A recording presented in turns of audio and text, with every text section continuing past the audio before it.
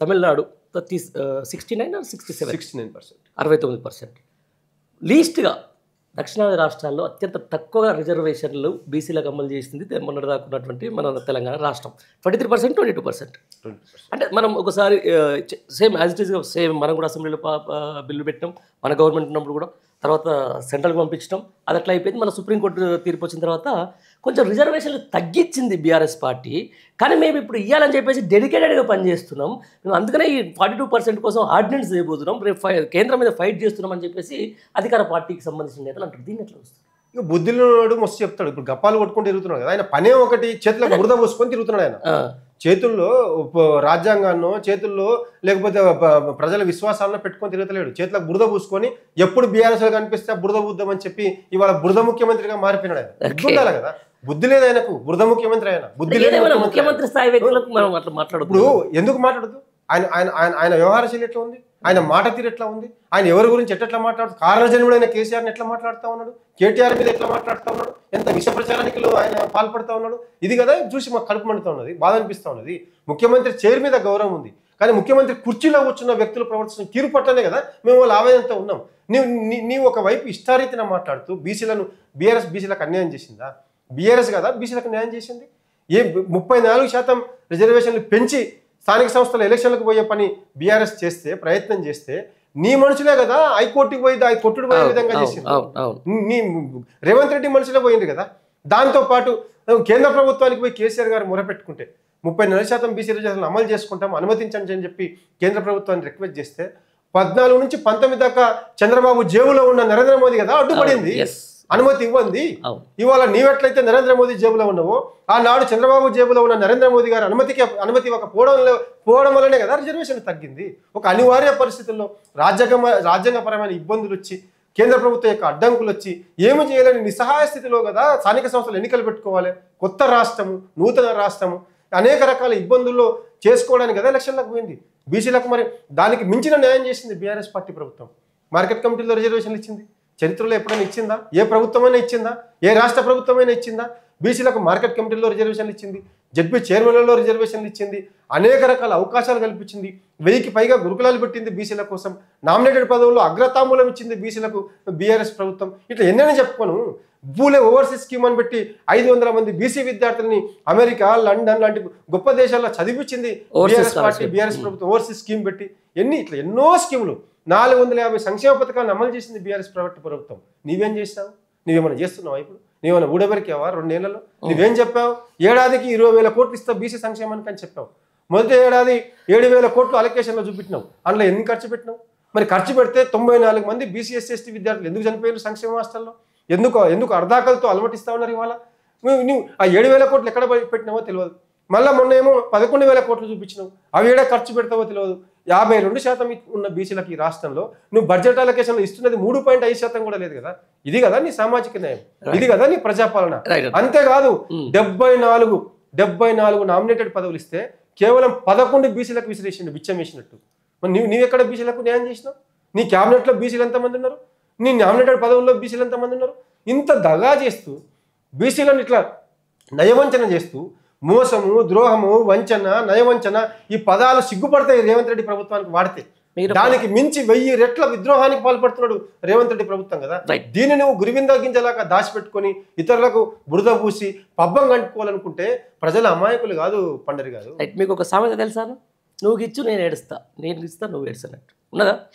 8 మంది ఎంపీలు ఉంటారు, 8 మంది ఎమ్మెల్యేలు ఉంటారు. సరే, ఇది కామారెడ్డి డిక్లరేషన్ సంబంధించి కాంగ్రెస్ హామీని పక్కన పెడదాం. నిజంగా ఇంత బీసీ నినాదం ఎత్తుకున్నటువంటి బీజేపీ ఈరోజు నిజంగా కేంద్రం మీద ఒత్తిడి తీసుకునొచ్చు, లేకపోతే నరేంద్ర మీద ఒత్తిడి తీసుకునొచ్చు, రాజ్యాంగ సవరణ చేసి మీరు అన్నట్టు 9th షెడ్యూల్లో పెట్టించేసి, మరి ఎందుకు బీసీలకి న్యాయం చేయలేకపోతున్నారు? వాళ్ళు ఇదంతా వదిలిపెట్టుకొని ఈ ప్రభుత్వానికి ఎందుకు అంటగావుతున్నారు? అంటే బీసీలు అంటే వాళ్ళకి ఏమైనా వ్యతిరేకమా? బీసీలని అడుగడుగునా ద్రోహం చేసి బీసీ వ్యతిరేక దృక్పథం కలిగిన ఈ నాణ్యానికి బొమ్మ బురుసులాగా బీజేపీ, కాంగ్రెస్ బీసీ ద్రోహపూరితమైన దేశ ముఖ్యమంత్రి బీసీ అంటారు, దేశ ప్రధానమంత్రి బీసీ అంటారు. ఆయన ఏం బీసో, బీసీలకు ఏం చేసిండో, ఎట్లా అన్యాయం చేసిండో దేశమంతా చూస్తుంది కదా.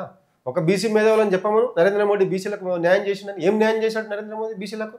బీసీలకు ఎక్కడ అవకాశాలు కల్పించాడు? ఏమనంటే క్యాబినెట్లో పెట్టినాం, ఆడబెట్టి ఎందుకు పెడతాయి? అమిత్ షా మోదీ తప్ప కేంద్ర క్యాబినెట్కి అర్థం ఉందా? వాళ్ళు ఎవరైనా నడవనిస్తురా? ఏం పనులు కానిస్తురా? ఎవరికైనా నాయకత్వం ఇస్తురా? వాళ్ళే ఏలుతున్నారు కదా దేశాన్ని. అంబానీ ఆదాని కోసం నరేంద్ర మోడీ అమిత్ షాలు కష్టపడడం తప్ప బీసీల కోసం ఎప్పుడు పనిచేసిండ్రు వాళ్ళు? బీసీలకు ఏం న్యాయం చేసిండ్రు వాళ్ళు? ఇవాళ నువ్వు ఈ దేశంలో ఈడబ్ల్యూఎస్ రిజర్వేషన్ తీసుకొచ్చి అన్యాయం చేసింది ఎవరు? ఇది ఇంతకు మించిన ద్రోహం ఎక్కడ ఉందా? మరి ఈడబ్ల్యూఎస్ రిజర్వేషన్లకు నువ్వు రాజ్యాంగ భద్రత కల్పించినావు కదా. కేసీఆర్ గారు అనేక సార్లు ముఖ్యమంత్రిగా ఉన్నాడు, నరేంద్ర మోదీని కలిసి రిక్వెస్ట్ చేసింది కదా, తమిళనాడు తరహాలో 69% రిజర్వేషన్ అమలు చేసుకునే స్వేచ్ఛను రాష్ట్ర ప్రభుత్వాలకు ఇవ్వండి, రాజ్యాంగాన్ని సవరించండి, ఒక్క రాష్ట్రంలో ఒక రిజర్వేషన్ పాలసీ ఎందుకు, దేశమంతా ఒకే రిజర్వేషన్ పాలసీ ఉండాలని చెప్పి ఆ దిశగా కేంద్ర ప్రభుత్వం చర్యలు చేపట్టాలని చెప్పి కేసీఆర్ గారు రిక్వెస్ట్ చేసింది కదా నరేంద్ర మోడీని. మరి ఎందుకు చర్యలు తీసుకోలేదు? ఎందుకు న్యాయం చేయలేదు? ఎందుకు ఆ దిశగా అడుగులు వేయలేదు? సామాజిక న్యాయాన్ని చంపేసిందే నరేంద్ర మోడీ ప్రభుత్వం కదా. ఇవాళ వీళ్ళిద్దరూ కలిసి బీసీలకు అన్యాయం చేయడానికి తోడు దొంగలా తయారైనరు ఈ దేశంలో, ఈ రాష్ట్రంలో. రేవంత్ రెడ్డి ఏ అన్యాయం చేసినా నరేంద్ర మోడీ సపోర్ట్ చేస్తా ఉన్నాడు, నరేంద్ర మోడీ అండగా ఉంటా ఉన్నాడు. మనం చూస్తా ఉన్నాం కదా, గొప్పగా బీసీ ముఖ్యమంత్రి అన్నాడు, రాష్ట్ర అధ్యక్ష పదవి కూడా బీసీలకు ఇవ్వలేదు. వీళ్ళనా బీజేపీ నమ్మేది? వీళ్ళ బీసీలకు వ్యక్తులు ఏ సామాజిక వర్గం అన్నా ఇవ్వు, అదే నువ్వు ముందే చెప్పు. నువ్వు నమ్మించి మోసం చేయడం రేవంత్ రెడ్డి లాగానే రేవంత్ రెడ్డి ఒక ఎక్కం జరిగితే నరేంద్ర మోడీ 100 ఎక్కాలు చేయన్నాడు. నువ్వు బీసీలను ముఖ్యమంత్రి చేస్తా అని చెప్పి నమ్మించుకొని కొన్ని ఓట్లు వేయించుకొని ఎంపీ సీట్లు గట్టెక్కి 8 ఎంపీ సీట్లు తీసుకొని గట్టెక్కిన తర్వాత నువ్వు రాష్ట్ర అధ్యక్ష పదవి ఓసీలకు ఇస్తే ఎట్లా నమ్మాలా? వీళ్ళ బీసీలకు న్యాయం చేసేది. అందుకే ఇవాళ ఒకడు కొట్టినట్టు ఒకడు తుడిచినట్టు చేసి ఇద్దరు తొడు దొంగల్లా మారి బీసీలకు అన్యాయం చేస్తా ఉన్నారు. ఇది అందరికి అర్థమైంది పండుగ. నేను అదే అంటున్నాను, అసలు రిజర్వేషన్లే ఈ పద్ధతినే ఎత్తేయాలని చెప్పేసి ఓవైపు బీజేపీ సెంట్రల్లో వాళ్ళు మొత్తుకుంటున్నారు. చాలా రాష్ట్రాల్లో ఒక ఉద్యమం కూడా స్టార్ట్ చేసి ఆల్మోస్ట్ బీజేపీ అసలు రిజర్వేషన్లు ఎత్తేసే క్రమంలోకి వచ్చినప్పుడు ఓవైపు బీజేపీ ఆ రాగం ఎత్తుకుంటున్నప్పుడు మళ్ళీ ఈ కామన్ డిక్లరేషన్ అమలు చేసి తీరాలి అని చెప్పేసి మీరు ప్రభుత్వం మీద ఒత్తిడి చేయడం ప్రతిపక్షంలో అది ఎంతవరకు సక్సెస్ అయింది అనుకుంటున్నారు? ఇప్పుడు మీరు గమనిస్తున్నారా ఎవరు పోరాడుతున్నారు బీసీ రిజర్వేషన్ల కోసం? ఎవరు రేవంత్ రెడ్డిని అడుగడుగునా ప్రశ్నిస్తా ఉన్నారు? ఎవరి కోసం? ఇవాళ ఆర్డినెన్స్ పేరిట బీసీల మీద ఆర్డీఎక్స్ చేస్తుంటే బీజేపీ ఎందుకు మౌనంగా ఉన్నది? ఏమైంది బండి సంజయ్ నోరు? ఏమైంది అరవింద్ నోరు? ఏమైంది బీజేపీ నాయకుల నోరు? ఏమైంది వీళ్ళందరి నోరు? ఎందుకు నిలదీస్తలేరు? ఇంత అన్యాయం ఎందుకు చేస్తున్నావు? ఇంత కుట్రపూరితంగా ఎందుకు నువ్వు వ్యవహరిస్తున్నావు అని రేవంత్ రెడ్డిని ఎందుకు అడగారంటే వీళ్ళు కూడా 9th షెడ్యూల్లో పెడతలేరు కదా. మా మీదకి ఎక్కడ వస్తుందో ఈ అంశం, కాబట్టి రేవంత్ రెడ్డి చేసే తప్పుని సరి మనం సపోర్ట్ చేస్తే అయిపోతుంది, చూసి చూడండి అంటుంటే సరిపోతుంది అనే ఒక కపట వైఖరిని వాళ్ళ బీజేపీ ప్రభుత్వం అనుసరిస్తుంది కదా ఈ రాష్ట్రంలో. ఇవాళ దీన్ని మనం అందరం కూడా అర్థం చేసుకోవాలి. దయచేసి ఈ దేశంలో ఎల్ఐసిని ప్రైవేటైజ్ చేయాలి, ఎయిర్ ఇండియాని ప్రైవేటైజ్ చేయాలి, కేంద్ర సంస్థలన్నింటినీ ప్రైవేటైజ్ చేయాలి, ప్రభుత్వ ఉద్యోగాలకు ఎసరు పెట్టాలి, అసలు ప్రభుత్వ ఉద్యోగాలు అన్నవే లేకుండా చేయాలి అని చెప్పే కదా నరేంద్ర మోడీ ప్రభుత్వం అనుసరిస్తూ ఉన్నది. 13 లక్షల ఉద్యోగాలని తగ్గించింది కేంద్ర ప్రభుత్వం సిబ్బంది సంఖ్యను.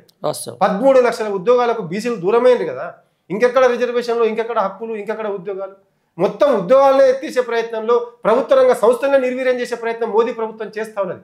దీన్ని ఎండగట్టే ఆ రోజు కేసీఆర్ గారు నేషనలైజేషన్ పాలసీ రావాలి ఈ దేశంలో, గవర్నమెంటైజేషన్ పాలసీ రావాలి ఈ దేశంలో అని చెప్పి డిమాండ్ చేశాడు కదా. ప్రైవేటైజేషన్ కాదు నేషనలైజేషన్ పాలసీ కావాలని చెప్పే కదా ఆ రోజు కేసీఆర్ గారు డిమాండ్ చేశారు.